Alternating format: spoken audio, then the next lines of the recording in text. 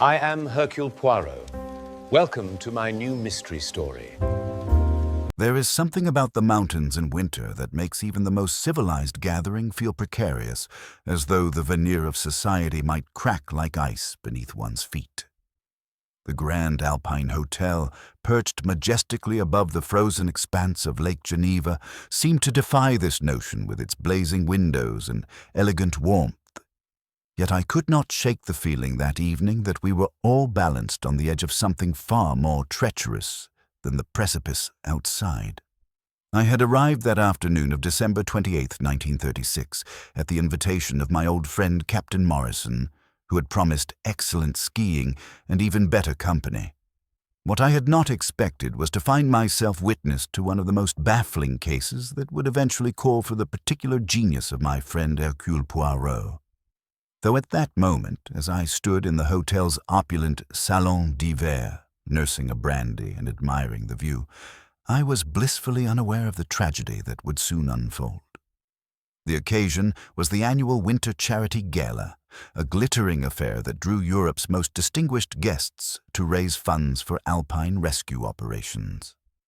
The centerpiece of the evening was to be an exhibition of extraordinary jewels, culminating in the display of the legendary Œil du Glacier, the eye of the glacier, a sapphire of such remarkable beauty and size that it was said to hold the very essence of the alpine ice within its depths. The salon hummed with conversation conducted in that particular tone of the very wealthy, quiet enough to suggest discretion, yet carrying enough to ensure one's wit was properly appreciated. I found myself observing the assembled company with the idle curiosity of a man who has learned to notice details through association with a master of observation. Near the display case containing the sapphire stood Monsieur Armand Valette, the distinguished Parisian jeweler who had brought the stone for exhibition. A man of perhaps 55, with silver threading through his dark hair and the careful bearing of one who handles precious things, he watched over his treasure with the protective instinct of a parent. Beside him hovered his business partner, Monsieur Victor Lemaire, younger and more nervous, whose eyes darted constantly between the guests and the jewel as though calculating risks. Lady Evelyn Marchmont commanded attention near the fireplace, her striking figure draped in midnight blue velvet that complemented the sapphire's brilliance.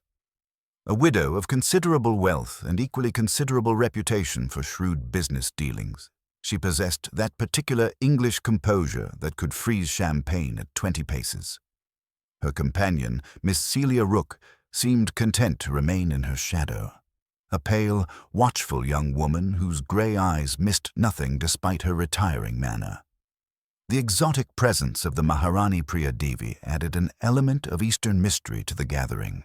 Resplendent in silk that shimmered like captured starlight, she wore jewels that rivaled the exhibition piece, yet her attention seemed focused not on the sapphire, but on her attaché, Colonel Narayan Singh. The colonel, a man whose military bearing spoke of campaigns in distant lands, maintained the rigid posture of a soldier even in this social setting, though I noticed his hand never strayed far from his side, as though reaching for a weapon that was not, in this civilized place, permitted. Near the long windows overlooking the terrace, Baron Otto von Wildersee held court with his particular brand of continental charm.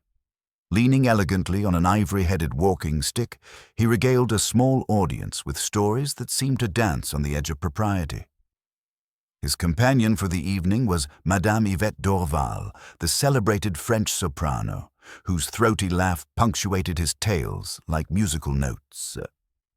She wore white fox furs that seemed to move with a life of their own, and her dark eyes held secrets that would have intrigued a less innocent man than myself. The American contingent was represented by Mr. Albert March, an industrialist whose fortune in steel had bought him entrée into European society, though his blunt manner suggested he cared little for its subtleties.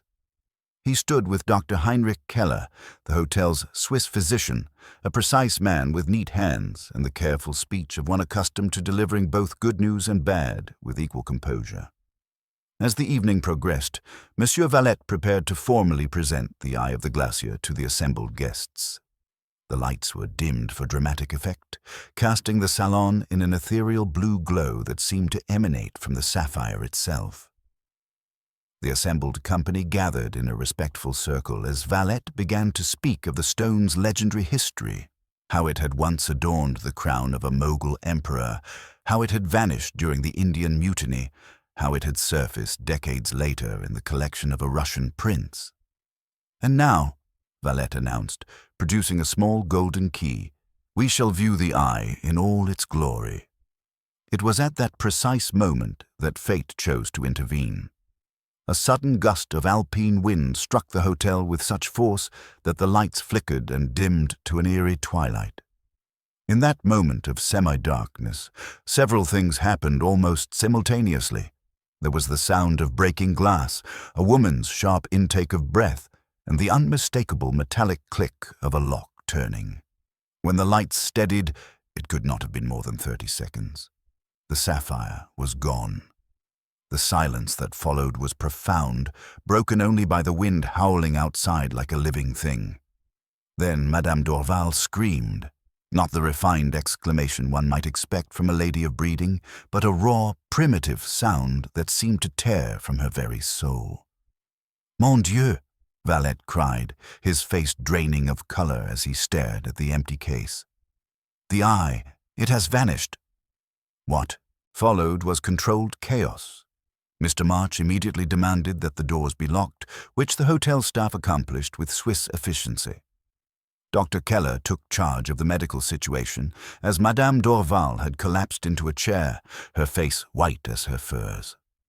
The Baron offered his flask of brandy with continental gallantry, while Colonel Singh positioned himself near the main entrance with military precision. A thorough search ensued, conducted with the sort of polite ruthlessness that only the very well-bred can manage. Purses were opened, pockets turned out, and even the most distinguished guests submitted to examination with the resigned dignity of those who understand that suspicion, like snow, falls on everyone equally. The sapphire was not found. It was nearly midnight when the second tragedy struck. I had retired to my room, my mind churning with the evening's events, when a scream pierced the alpine silence. Different from Madame Dorval's earlier cry, this was the sound of genuine terror, raw and immediate. Throwing on my dressing gown, I rushed into the corridor to find other guests emerging from their rooms in various states of undress and alarm. We followed the sound to its source, the terrace below, where a small crowd had already gathered around a dark form sprawled on the snow-covered stones. It was Monsieur Valette, and he was quite dead. Dr. Keller, who had arrived before me, knelt beside the body with professional composure, though I noticed his hands trembled slightly as he examined the jeweler. "His neck is broken," he announced quietly. "He must have fallen from the balcony above." We all looked up at the iron railing of the second-floor balcony, where the French doors to what I knew was the Belmont suite stood open, their curtains stirring in the mountain wind like ghostly fingers. "An accident?" suggested Mr. March, though his tone indicated he believed nothing of the sort. "Perhaps," said Colonel Singh, his voice carrying the authority of a man who had seen death in many forms. "Or perhaps the loss of the sapphire proved too much for him to bear." But it was Baron von Weil-d'Ursay who voiced what we were all thinking. Or perhaps, mes amis, someone wished to ensure that Monsieur Valette would never reveal who took his precious stone. As we stood in that circle of shocked faces, the snow continuing to fall with indifferent persistence, I found myself wishing desperately for the presence of my friend Hercule Poirot. For here, in this gathering of distinguished guests, each with their own secrets and motives, a double crime had been committed, theft and murder. And somewhere among us walked a killer whose identity was hidden as effectively as the missing sapphire itself. The Grand Alpine Hotel, that sanctuary of civilization and refinement, had become a stage for the most primitive of human dramas. and as the wind howled through the peaks like the voice of justice itself, I could not shake the feeling that before this affair was concluded, more secrets would be revealed than anyone present could possibly imagine. The game, as my friend Poirot would say, was afoot. The immediate aftermath of discovering Valette's body was handled with the efficient discretion that only the Swiss can manage. Dr. Keller took charge of the medical necessities, while Herr Berset, the hotel manager, dispatched urgent messages to the local authorities. Within the hour, Inspector Franz Luthi arrived with 2 constables, his compact frame and methodical manner suggesting a man more comfortable with straightforward crimes than the Byzantine complexities that had descended upon his jurisdiction. Luthi's examination of the scene was thorough, if conventional. He measured the distance from the balcony to where Valette had fallen, noted the absence of footprints in the fresh snow on the terrace, and questioned the hotel staff about who had access to the Belmont suite. His interviews with the guests followed predictable lines, focusing on alibis and movements, but I could see that the sophisticated nature of both the theft and the circumstances of Valette's death were beyond his usual experience. It was Lady Uvelin who first suggested what several of us were thinking. "Inspector, surely this matter requires someone with experience in cases of this particular complexity." Her tone carried the authority of her class, but also genuine concern. "I believe Captain Hastings has connections with a detective of international reputation." I had indeed already taken the liberty of placing a telephone call to London, and it was with considerable relief that I announced the imminent arrival of my friend Hercule Poirot. Inspector Luthi received this news with the mixture of professional pride and practical recognition that characterizes the best of his profession. He was wise enough to understand that this case demanded expertise beyond the conventional. Poirot arrived on the morning train, appearing in the hotel lobby with that particular combination of precision and elegance that never failed to command attention. His dark overcoat was immaculate despite the journey, his mustaches perfectly waxed, and his green eyes already taking in details that others might miss. "Ah, mon ami Hastings," he greeted me with genuine warmth. "The mountains, they are beautiful, but they do not prevent the ugliness of human nature. N'est-ce pas?" Inspector Luthi, to his credit, welcomed Poirot's assistance with grace, though I noticed he watched my friend's methods with the fascination of a man observing an entirely different species of detective work. Where Luthi had focused on physical evidence and straightforward questioning, Poirot immediately began what he called his psychological archaeology.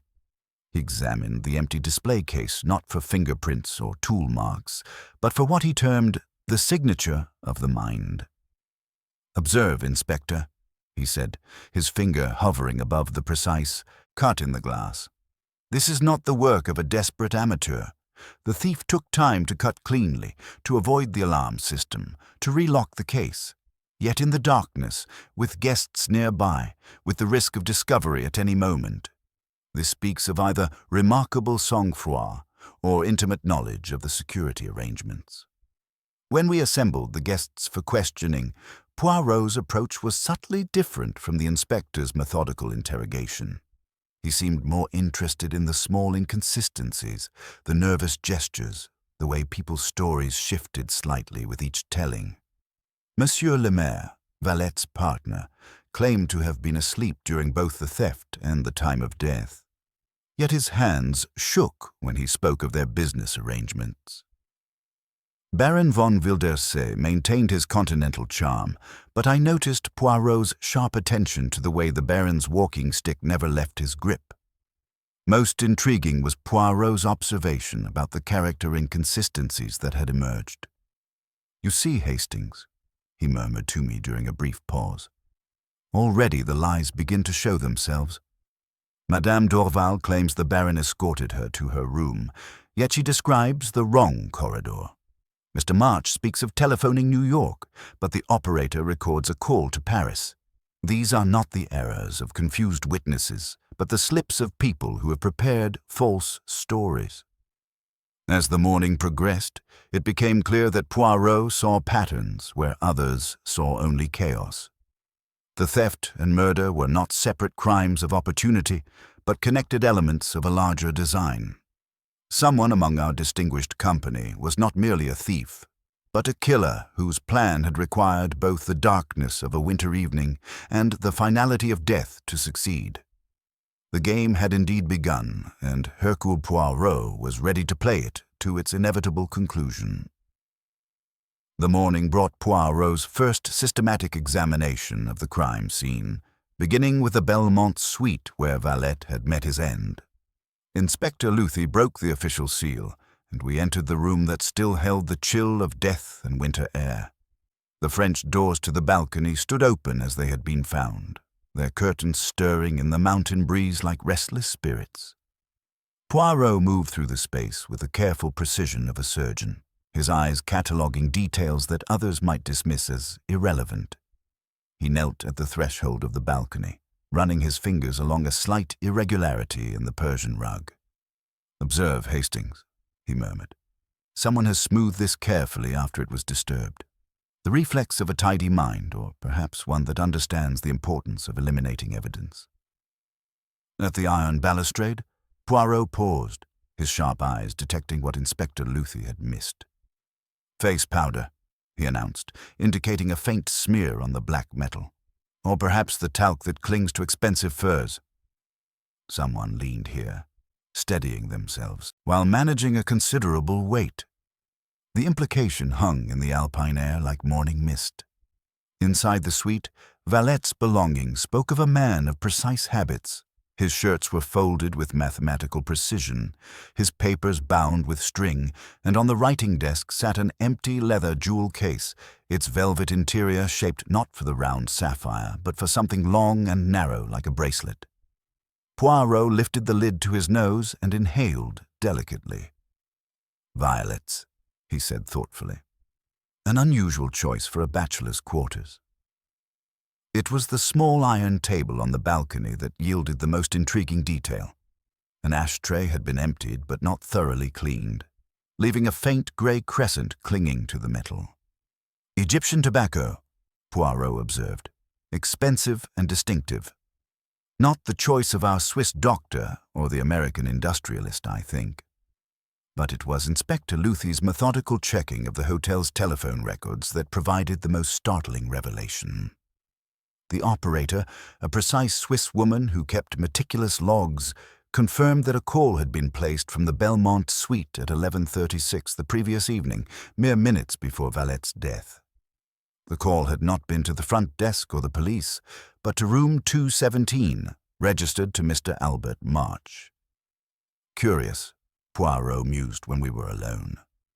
Monsieur March swore he had never met Valette before this visit, yet the dead man telephoned him in his final moments. One wonders what urgent business required such immediate attention. Our subsequent interviews began with Monsieur le Maire, whose nervous pallor had deepened overnight. In the hotel's blue salon, with its panoramic view of snow-laden peaks, he spoke of his partnership with Valette in terms that revealed more than he perhaps intended. Armand had become obsessed with acquiring legendary stones, he admitted, his wedding ring twisting constantly around his finger. The eye of the glacier represented nearly everything we had invested. If something had happened to it. The sentence hung unfinished, but the financial desperation was clear. Lady Evelyn Marchmont presented a stark contrast in her composed self-possession, yet Poirot's gentle probing revealed cracks in her perfect facade. When pressed about her interest in the sapphire, she admitted to having negotiated seriously for its purchase. "Armand seemed eager to conclude the sale quickly," she observed. "Rather too eager, I thought, for a man displaying such a treasure." It was her companion, Miss Celia Rook, who provided the most startling revelation. Speaking in her soft, careful voice, she disclosed that Lady Evelyn had been receiving threatening letters. "Someone claimed she had acquired certain pieces through questionable means," Miss Rook confided, her grey eyes darting nervously toward the door. Her ladyship was quite distressed, though she tried to hide it.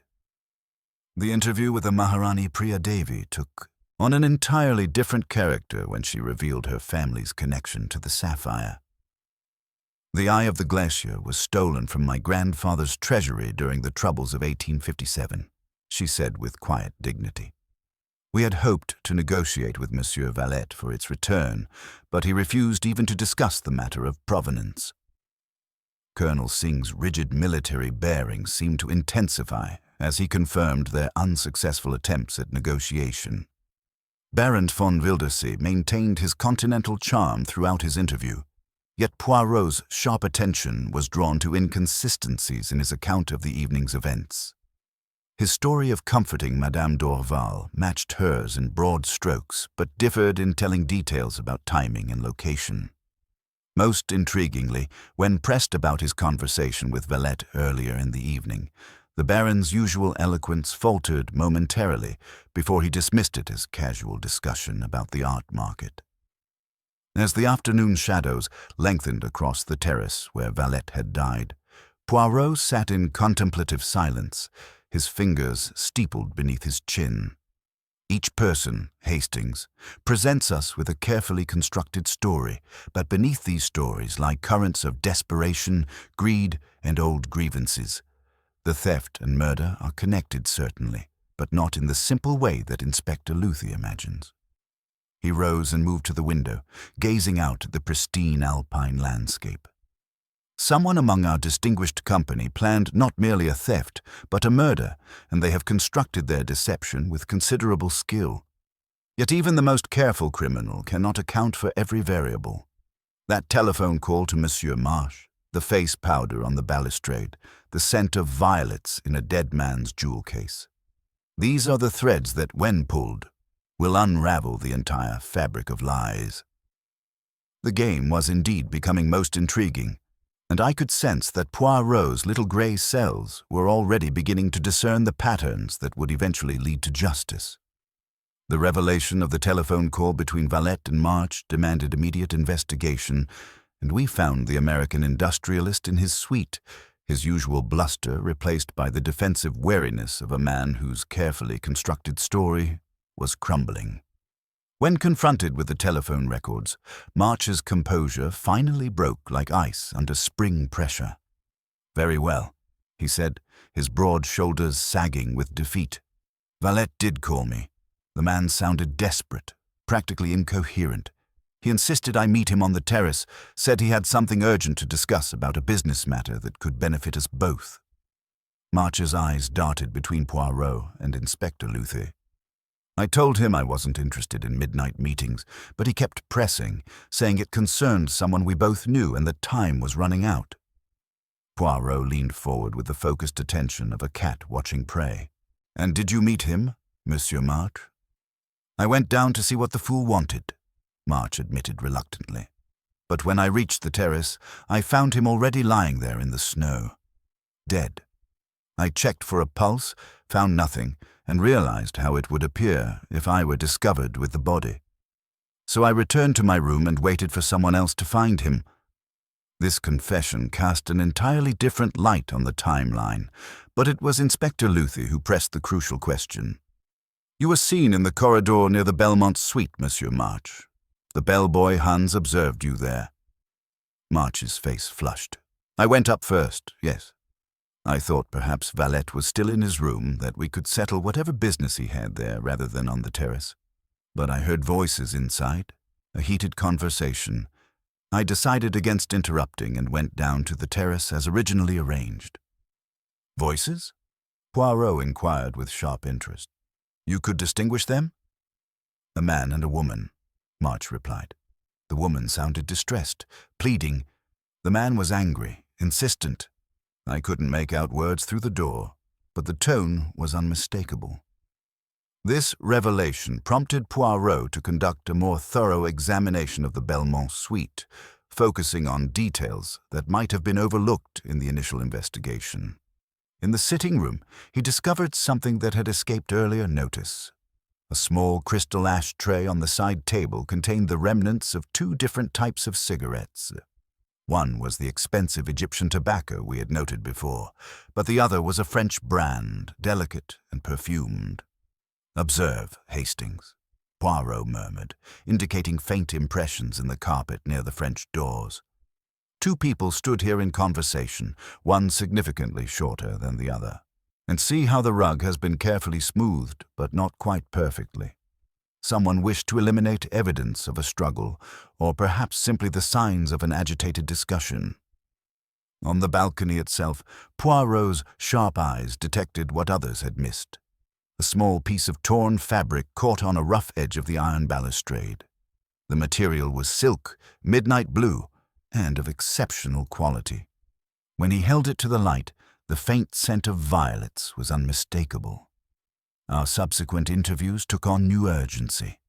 Madame Dorval, when questioned about her movements that evening, maintained her story with theatrical conviction, but Poirot's gentle persistence revealed telling inconsistencies.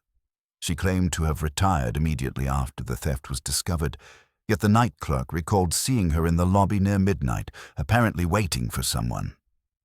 "I was concerned about the poor Monsieur Valette," she explained, her voice trembling with what seemed genuine emotion. "The loss of such a treasure, it would have devastated him. I thought perhaps I might offer comfort, but then I reconsidered the propriety and returned to my room." Lady Evelyn Marchmont's second interview proved equally revealing.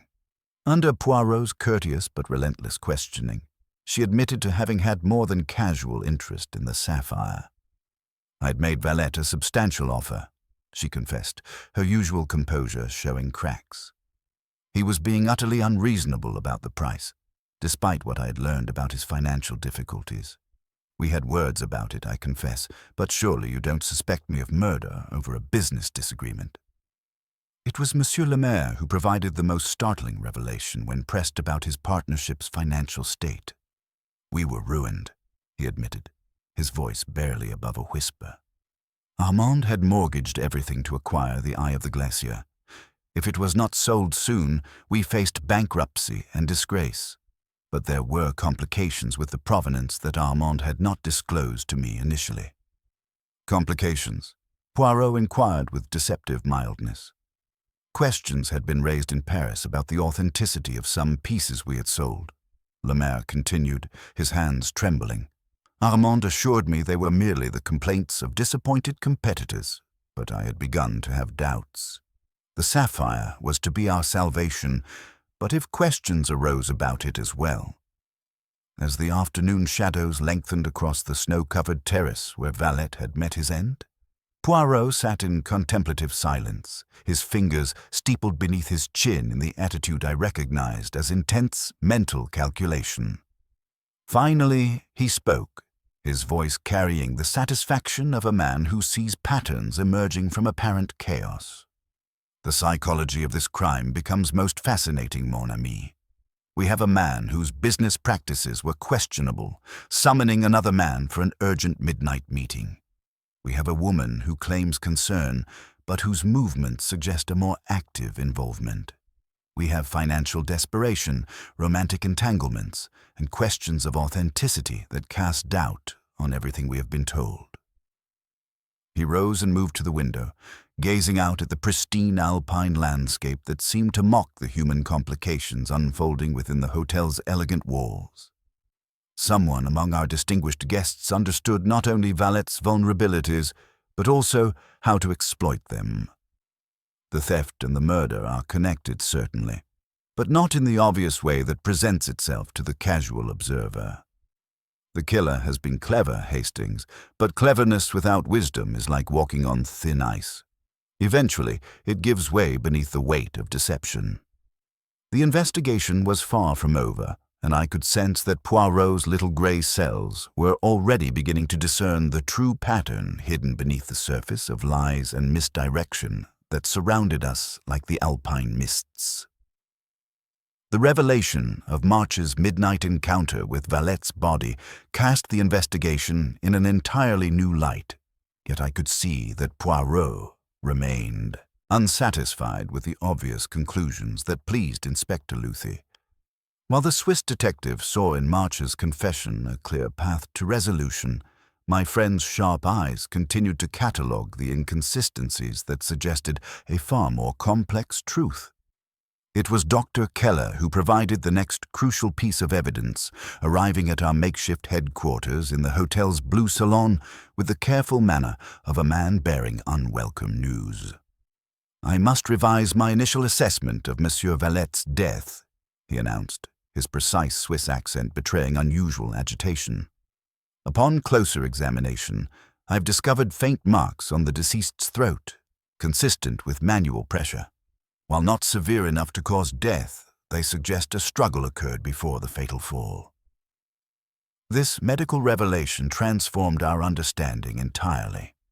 The smoothed carpet in the Belmont suite, the torn fabric on the balustrade, the careful positioning of evidence, all now spoke not of suicide or simple accident, but of a violent confrontation that had ended in death. Inspector Luthie's satisfaction with March's guilt wavered as Poirot gently but persistently highlighted the inconsistencies that conventional police work had overlooked. "Consider, mon cher inspector," Poirot observed, examining once again the piece of midnight blue silk we had found caught on the balcony railing. "This fabric is of exceptional quality, and the scent of violets that clings to it is quite distinct. Monsieur Marc, with all due respect, does not strike one as a gentleman who favors such delicate perfumes." The silk fragment led us inevitably back to Lady Evelyn Marchmont, whose imperious composure had shown subtle cracks under questioning. When we requested to examine her wardrobe, she complied with the rigid dignity of her class, though I noticed her companion, Miss Rook, hovering nearby with obvious anxiety. "You will find nothing amiss," Lady Evelyn declared as we surveyed her elegant evening wear. Yet Poirot's keen eye immediately detected what others might miss.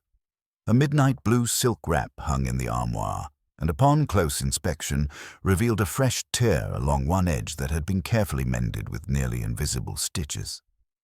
"An unfortunate accident," Miss Rook explained quickly, perhaps too quickly. "Her ladyship caught the fabric on a chair in the dining room. I repaired it this morning." Poirot examined the mending with the attention of a jeweler assessing a precious stone. The stitches were expert, but the silk threads used for repair were slightly different in texture from the original fabric. The sort of detail that would escape casual notice, but spoke volumes to a trained observer. "Most skillful work, mademoiselle," Poirot complimented, though his tone carried undertones that made Miss Rook pale visibly. "You are clearly accomplished with needle and thread. Tell me, do you often perform such repairs in the early hours of the morning?" The psychological pressure was beginning to tell. Lady Evelyn's usual commanding presence had diminished, and when Poirot produced the fragment from the balcony, comparing it directly to her wrap, the match was unmistakable. Yet even as this evidence mounted against Lady Evelyn, I sensed that Poirot saw deeper currents beneath the surface. His questions probed not just her movements that fatal night, but her relationship with Valette, her knowledge of his business practices, and most intriguingly, her understanding of the sapphire's true nature. "You had dealt with Monsieur Valette before, n'est-ce pas?" Poirot inquired with deceptive casualness. "A woman of your sophistication would surely investigate the provenance of such expensive acquisitions." Lady Evelyn's laugh held a bitter edge. "I learned enough about Armand Valette's methods to question everything he claimed. The man was a charlatan who preyed upon collectors' desires for legendary pieces."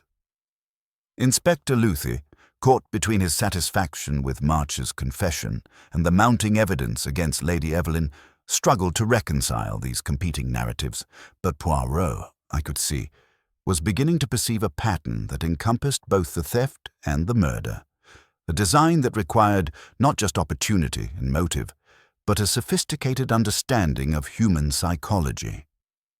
As the afternoon shadows lengthened across the snow-covered terrace where Valette had met his end, Poirot's manner suggested that the true complexity of the crime was only now becoming clear. The false lead of March's obvious guilt had served its purpose.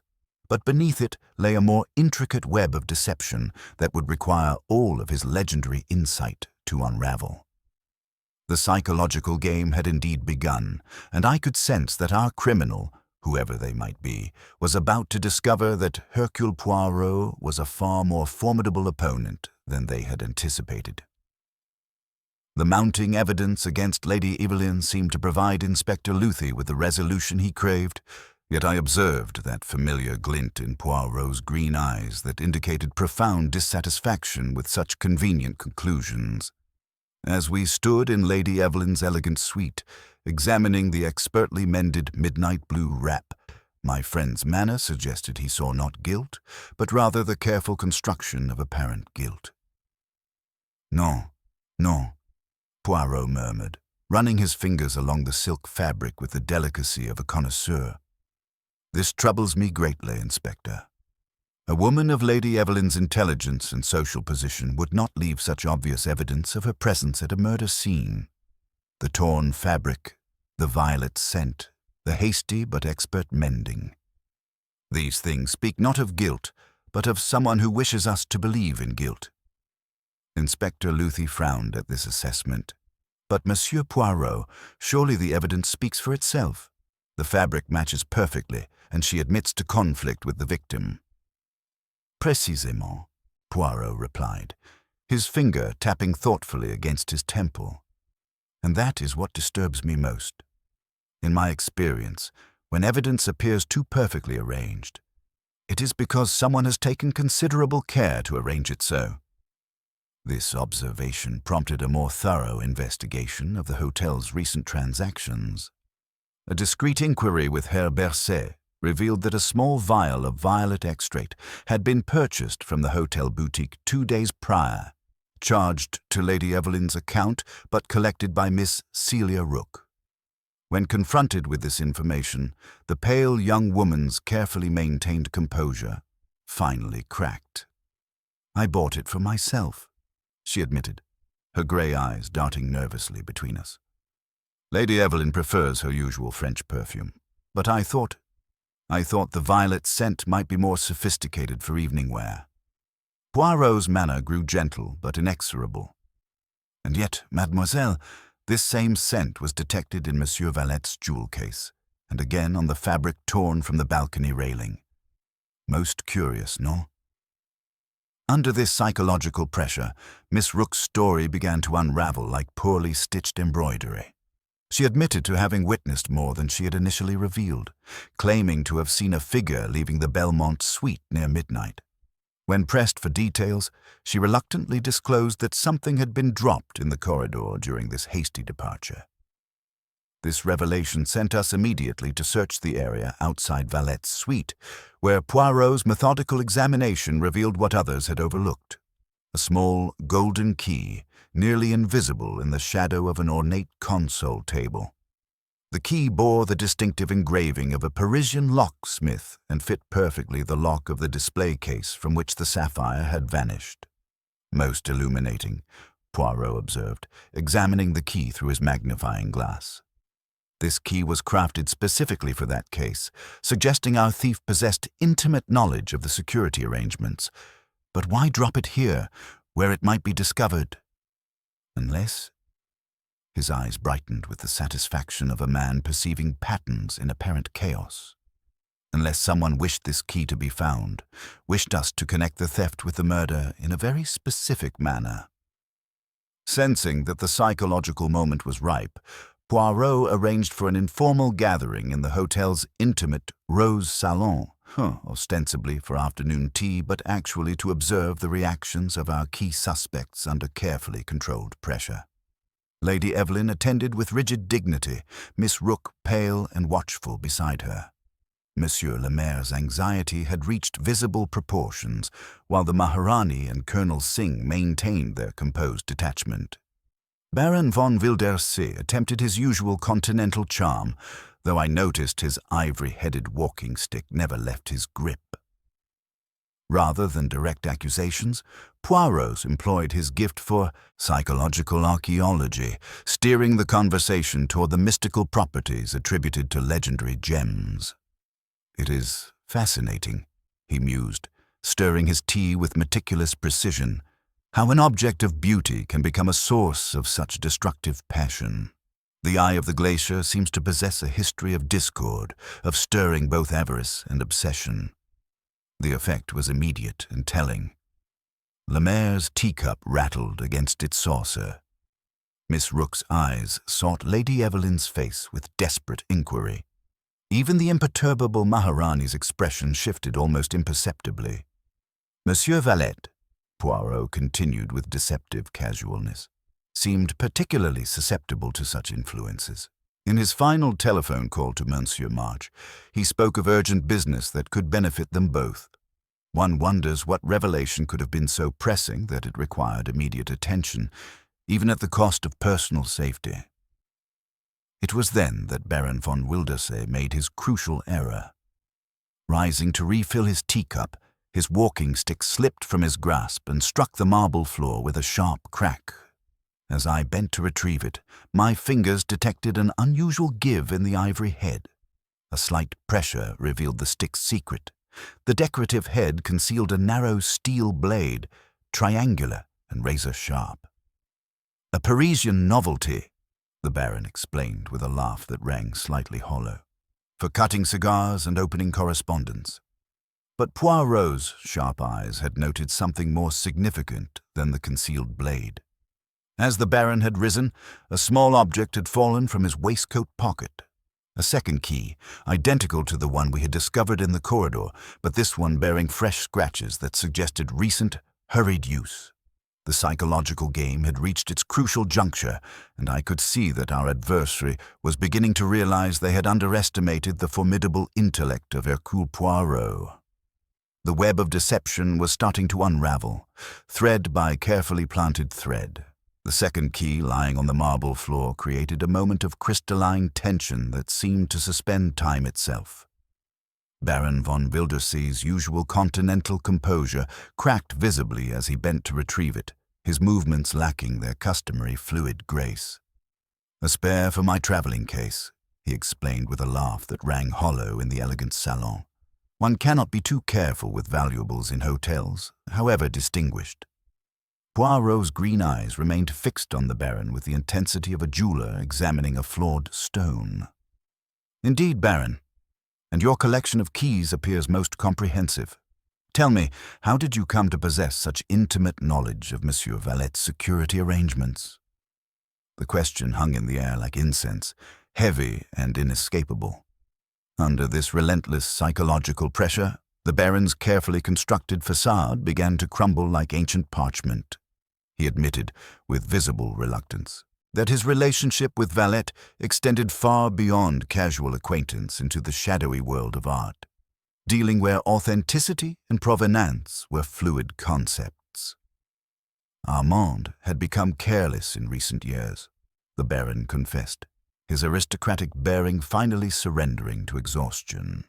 He was selling pieces with questionable documentation, and when buyers began asking difficult questions, he would simply disappear, leaving his business associates to face the consequences alone.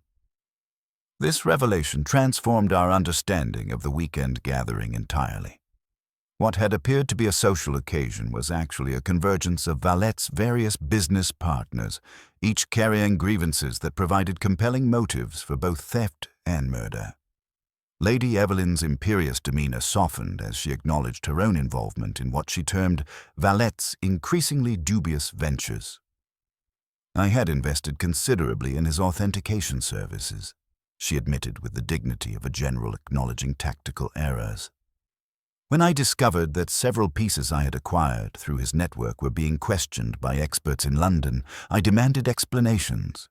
Our meeting in his suite that evening was heated. Yet it was the Maharani Priya Devi who provided the revelation that would transform the entire case. Rising with the quiet authority that comes from absolute certainty, she spoke in measured tones that carried the weight of generations. "There is something you must all understand about the Eye of the Glacier. My family has maintained detailed records of our ancestral treasures for over 2 centuries. While a sapphire matching that description was indeed part of our collection and was lost during the troubles of 1857, our recent investigations have revealed an uncomfortable truth. The silence that followed was profound, broken only by the distant sound of alpine wind against the windows. The Maharani continued with implacable calm. The stone that Monsieur Valette presented for exhibition is an extraordinarily crafted imitation. Beautiful, certainly, and valuable in its own right, but not the legendary gem he claimed it to be. The effect of this revelation was electric. Monsieur Le Maire's face went ashen as the implications became clear. His partner's desperate financial situation, the urgent need for a quick sale, the refusal to discuss provenance, all suddenly made terrible sense. They had been attempting to sell a forgery as one of history's most famous gems. Poirot's expression showed the satisfaction of a man whose psychological archaeology had uncovered the crucial stratum of truth beneath layers of deception. "Ah, madame, you have illuminated the darkness that has surrounded this affair. The theft was not of a priceless treasure, but of evidence of a massive fraud. And the murder was not committed for gain, but to prevent exposure." The Baron's walking stick trembled in his grip as the full implications became clear. Someone in their gathering had not only discovered Valette's deception, but had been prepared to kill to prevent their own involvement from being revealed. The elegant charade of the charity exhibition had masked a conspiracy that reached into the highest levels of the European art world. "You see now, mes amis," Poirot continued, his voice carrying the quiet authority of absolute certainty, "why Monsieur Valette was so desperate in his final hours. He knew that exposure was imminent, that someone among his associates had discovered the truth about the sapphire. His telephone call to Monsieur Marche, his agitated state, his willingness to meet on a dangerous balcony in the middle of the night, all speak of a man who knew his time was running out."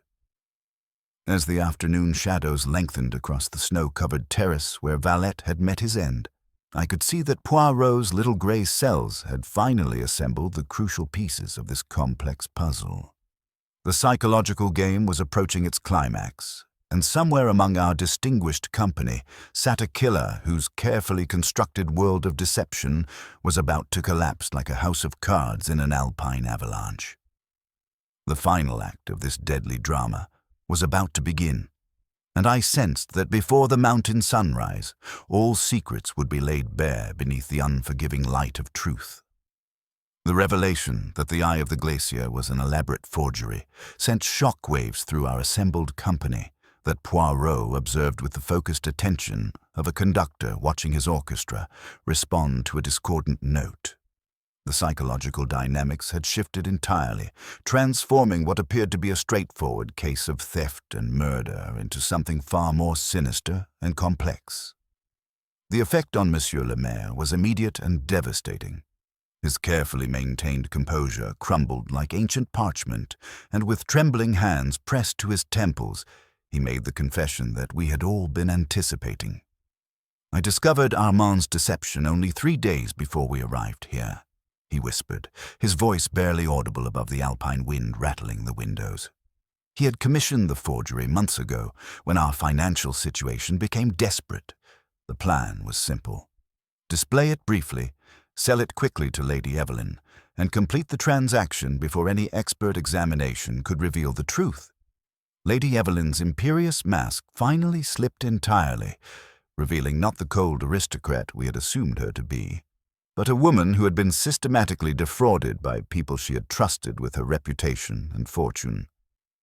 I had begun to suspect something was amiss," she admitted with the bitter dignity of someone acknowledging a profound betrayal.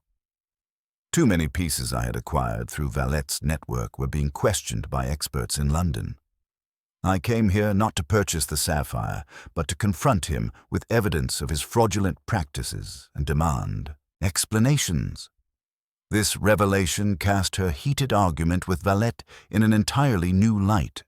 The distressed woman's voice that March had overheard through the suite door was not that of a disappointed buyer, but of a victim demanding justice from her deceiver. It was at this crucial psychological moment that Poirot made one of his most significant observations. Rising from his chair with the fluid precision that characterized his most important deductions, he approached Baron von Wildersee and requested to examine once again the ivory-headed walking stick. "There is something most illuminating about this elegant weapon," he announced, his fingers tracing the concealed blade with delicate care. "The steel shows recent cleaning, yet under close examination, traces remain of a most revealing substance." Dr. Keller, whose medical expertise had already provided crucial evidence, examined the blade under Poirot's direction with Swiss precision. His findings were startling. Microscopic traces of crushed glass had been ground into the metal surface. Glass of exceptional quality, consistent with the type used in expensive display cases. "Observe," Poirot continued, his voice carrying the quiet authority of absolute certainty, "how the theft of the sapphire was not an act of desperate opportunism, but a carefully orchestrated performance. The perpetrator knew the stone was a forgery. They understood that its disappearance would create chaos and confusion, providing the perfect cover for the real crime that followed. The psychological pressure in the elegant rose salon had become almost unbearable. Baron von Wildersee's continental charm had evaporated entirely, replaced by the desperate wariness of a cornered predator. His knuckles were white where they gripped his walking stick, and I noticed how his eyes darted constantly between the exits as though calculating escape routes. Yet it was not the Baron who broke under this mounting tension, but Miss Celia Rook, whose pale composure finally shattered like crystal struck by a hammer.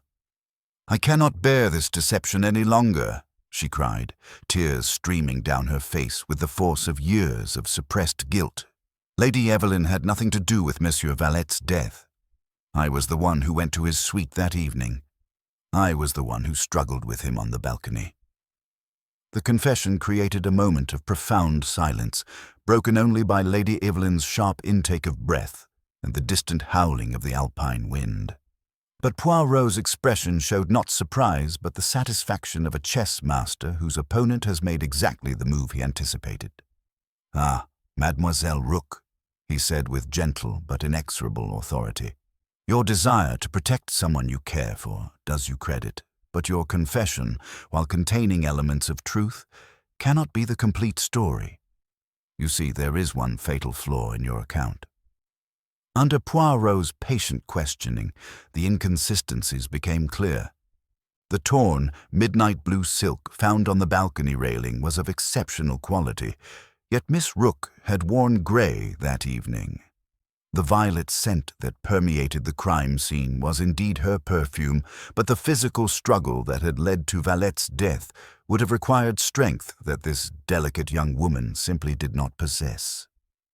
"You did go to the suite, certainement," Poirot continued, his voice carrying the compassion of a confessor, combined with the precision of a surgeon. "But you did not go alone, and you were not the one who pushed Monsieur Valet to his death. Someone has allowed you to believe that by accepting guilt, you could protect them. But the truth, ma petite, has a way of revealing itself despite our most noble intentions." As the alpine twilight deepened outside the salon's elegant windows, casting long shadows across our assembled company like the fingers of approaching justice, I could sense that we were approaching the climactic moment when all deceptions would be stripped away.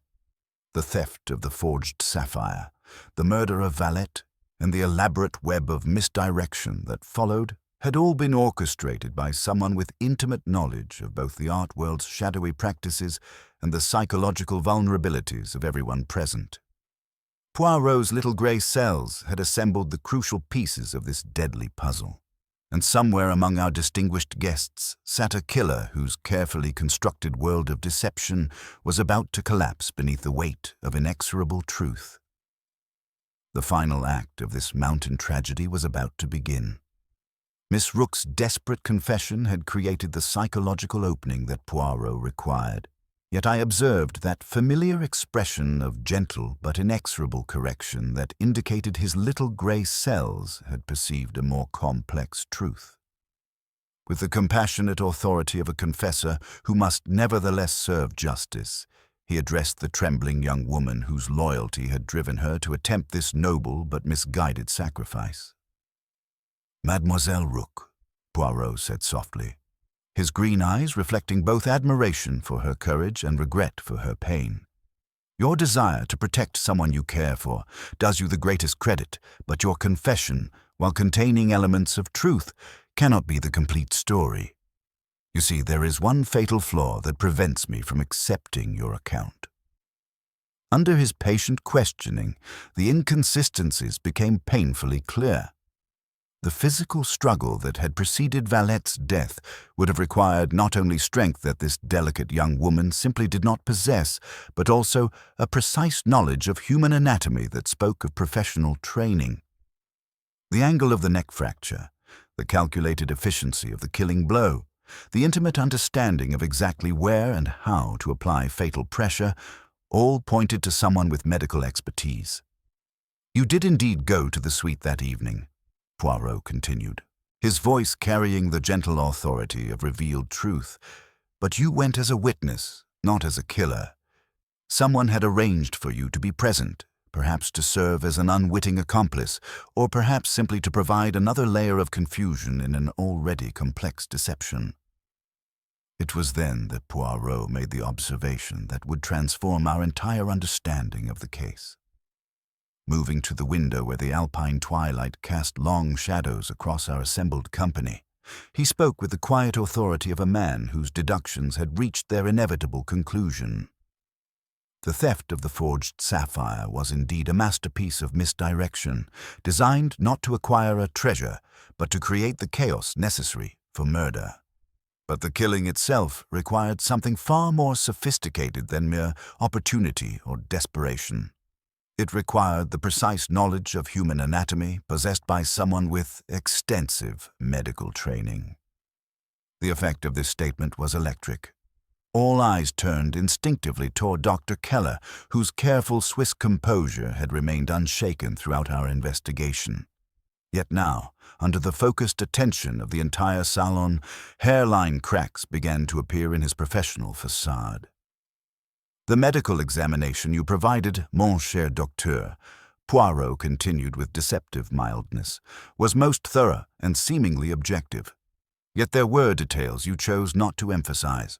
The precise angle of the cervical fracture, the specific pressure points that would have been required to achieve such an injury, the intimate knowledge of anatomy that the killer possessed." Dr. Keller's hands, those precise instruments that had examined Valette's body with such clinical detachment, began to tremble almost imperceptibly. The man who had provided us with medical evidence was himself the most qualified person present to have committed this particular type of murder. "You see," Poirot explained, his voice carrying both admiration for the criminal's skill and contempt for their moral bankruptcy, Dr. Keller had discovered the full extent of Valette's fraudulent network through his treatment of wealthy collectors who had suffered severe financial and emotional distress after discovering they had been systematically deceived. His own reputation as a physician to the affluent had been built partly on his willingness to provide medical opinions that supported authentication claims for artworks and jewelry. The revelation hit the salon like an alpine avalanche. The trusted medical professional, the man we had relied upon for objective evidence, had been not merely a witness to the crime, but its architect. His intimate knowledge of the hotel's layout, gained through years of service, his access to all areas without suspicion, his medical expertise that had enabled him to kill with calculated efficiency, all suddenly fell into place with crystalline clarity.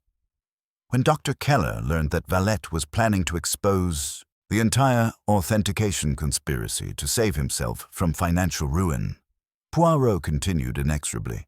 He realized that his own professional and personal destruction was imminent.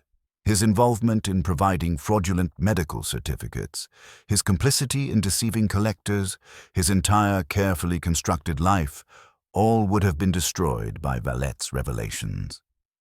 The doctor's confession, when it finally came, was delivered with the same precise Swiss efficiency that had characterized his medical practice. He had indeed discovered the scope of Valet's fraudulent network through treating several prominent collectors who had suffered devastating losses after learning they had been deceived. His own reputation had become inextricably linked to the authentication process, and exposure would have meant not merely financial ruin, but professional disgrace and criminal prosecution. I could not allow my life's work to be destroyed by association with such criminality, Keller admitted, his voice carrying the hollow tone of a man whose carefully ordered world had collapsed. When I realized that Valet was prepared to sacrifice everyone in his network to save himself, I understood that desperate measures were necessary. The theft of the forged sapphire had been orchestrated with surgical precision, designed to create maximum confusion while providing cover for the elimination of the one man who could destroy him. The planted evidence, the manipulation of witnesses, the careful staging of the crime scene, all had been executed with the methodical precision of a surgeon and the psychological insight of someone who had spent years studying human nature in its most vulnerable moments. As the Alpine night deepened outside the salon's elegant windows, casting shadows that seemed to reach toward our exposed killer with the inexorable fingers of justice, I marveled once again at Poirot's extraordinary ability to perceive truth beneath the most sophisticated layers of deception.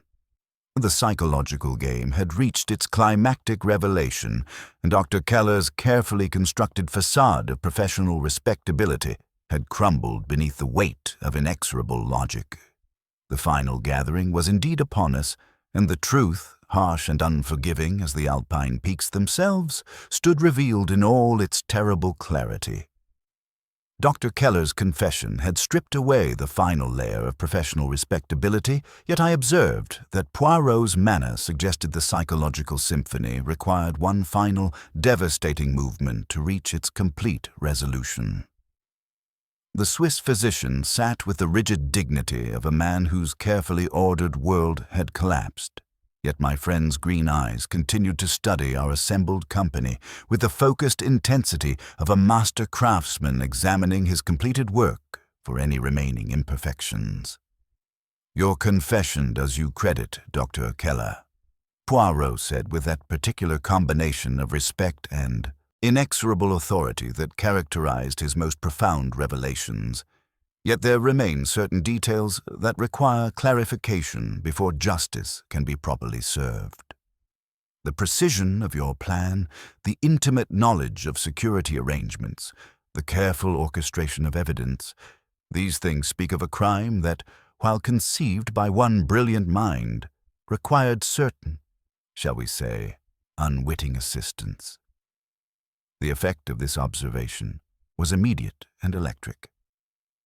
Baron von Wildersee's grip on his walking stick tightened until his knuckles showed white against the ivory head, while Miss Rook's pale face went ashen with the realization that her role in the evening's tragedy was about to be fully exposed. The theft of the forged sapphire, Poirot continued, rising from his chair with the fluid precision that marked his most important deductions, required not merely opportunity, but intimate knowledge of the security arrangements and access to a duplicate key. Baron von Wildersee, your debts and your desperation made you the perfect instrument for this particular deception. Under Poirot's gentle but relentless questioning, the Baron's final resistance crumbled like ancient parchment. He had indeed been approached by Dr. Keller weeks before the gala, not as a co-conspirator in murder, but as a desperate man whose gambling debts could be resolved through one simple act of theft. The duplicate key had been provided by Keller, who had observed the original during his medical visits to wealthy collectors. The Baron's role was to create the misdirection necessary for the real crime that would follow. "You understood that you were stealing a forgery," Poirot observed with clinical precision, and Dr. Keller assured you that no one would be truly harmed by its disappearance. What you did not understand was that the theft was merely the overture to a far more sinister composition. The psychological complexity of Keller's scheme became clear as Poirot systematically reconstructed the evening's events. Miss Rook's presence in Valet's suite had been carefully orchestrated.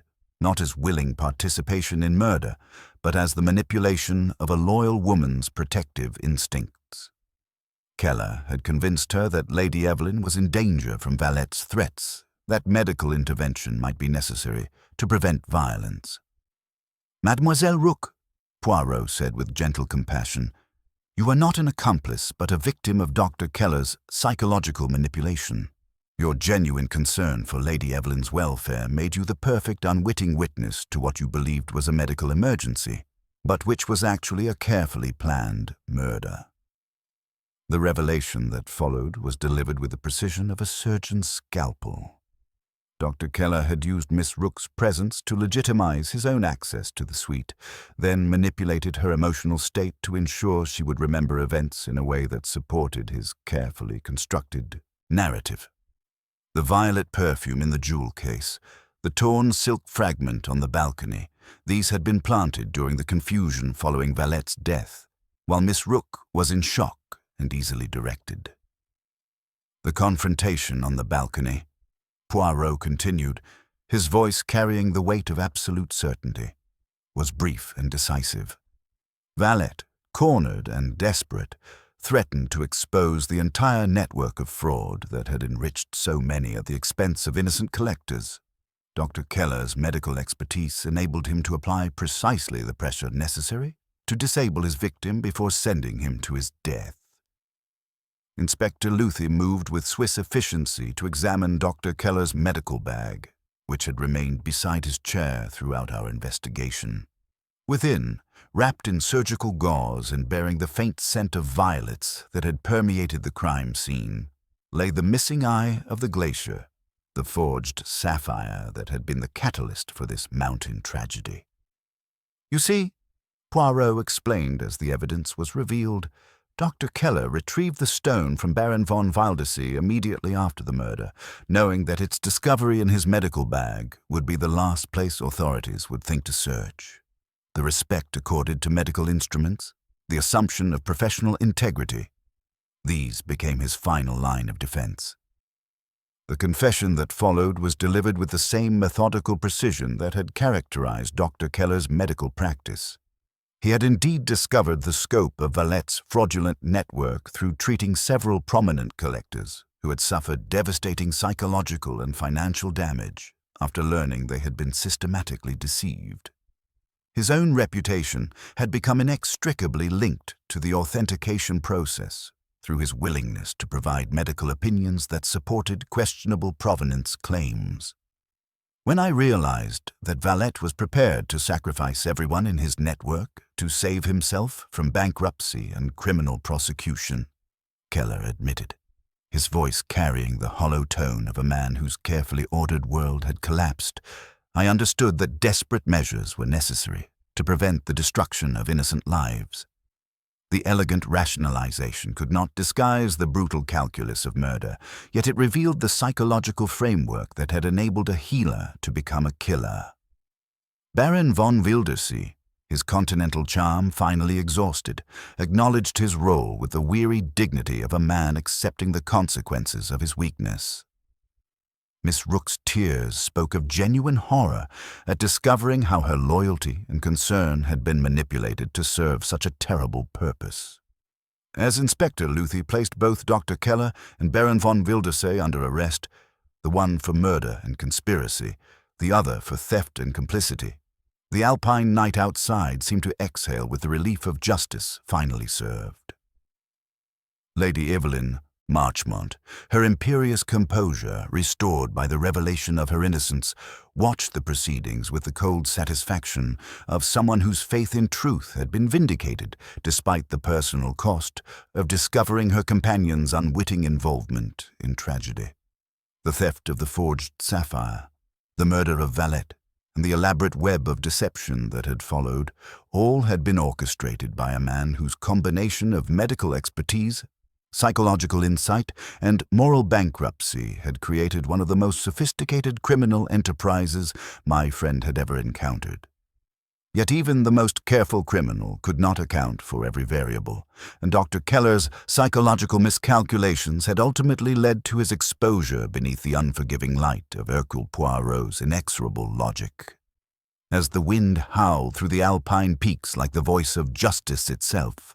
I marveled once again at my friend's extraordinary ability to perceive truth beneath the most sophisticated layers of human deception. The psychological game had reached its inevitable conclusion, and the mountain that had witnessed such civilized brutality would soon return to its pristine silence, leaving only the memory of how quickly the veneer of respectability could crack under the pressure of greed, desperation, and the eternal human capacity for self-deception. The arrests of Dr. Keller and Baron von Wildersee brought a somber conclusion to what had begun as an elegant alpine gathering. Yet as the dawn light crept across the snow-covered peaks of the Grand Alpine Hotel, I found myself walking with Poirot through the quiet corridors where so much deception had been unraveled in the space of a few short days.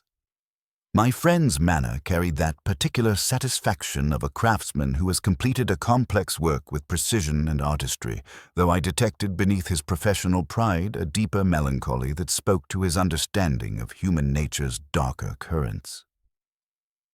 "It is always thus, mon ami," he observed, as we paused before the window overlooking the terrace where Valette had met his end, "that the most sophisticated crimes spring not from simple greed or passion, but from the corruption of noble professions. Dr. Keller possessed all the skills necessary to preserve life and heal suffering, yet he chose to employ those same gifts in service of death and deception." The forged eye of the glacier sat in Inspector Luthie's evidence case, its blue fire dimmed by the morning light, but still beautiful enough to remind us of the destructive power that objects of desire can wield over human hearts. The Maharani Priya Devi had examined it with the expert eye of someone whose family had maintained detailed records of their ancestral treasures, confirming that while the forgery was extraordinarily skillful, it lacked the subtle internal flaws that would have authenticated it as the legendary stone stolen during the Indian Mutiny. The psychology of this crime was most fascinating. Poirot continued, his fingers steepled beneath his chin in the attitude I recognized as deep contemplation. Dr. Keller saw himself not as a murderer, but as a surgeon excising a cancerous growth. Valette was the disease threatening to destroy everything he had built. The theft of the forged sapphire was his anesthetic, creating the necessary distraction. The murder itself was the precise, clinical incision, not a crime of passion Hastings, but one of chilling calculation, executed with the cold precision of a medical procedure. Lady Evelyn Marchmont had departed that morning with the dignified composure of someone whose faith in justice had been vindicated, though the revelation of her companion's unwitting involvement in tragedy had clearly shaken her confidence in her ability to judge character. Miss Celia Rooke, her pale face marked by the terrible knowledge of how her loyalty had been manipulated, accompanied her with the subdued manner of someone who had learned that even the most innocent actions can have devastating consequences when placed in the hands of evil. Monsieur le Maire faced the prospect of financial ruin and professional disgrace as the full extent of his partnership's fraudulent activities became public knowledge. Yet there was something almost relieved in his manner as he prepared to face the consequences of his association with Valette's schemes. "At least now," he had confided to us before his departure, "I need no longer live with the constant fear of discovery." The American industrialist Albert March, whose midnight encounter with Valette's body had initially cast him under suspicion, proved to be perhaps the most innocent party in the entire affair.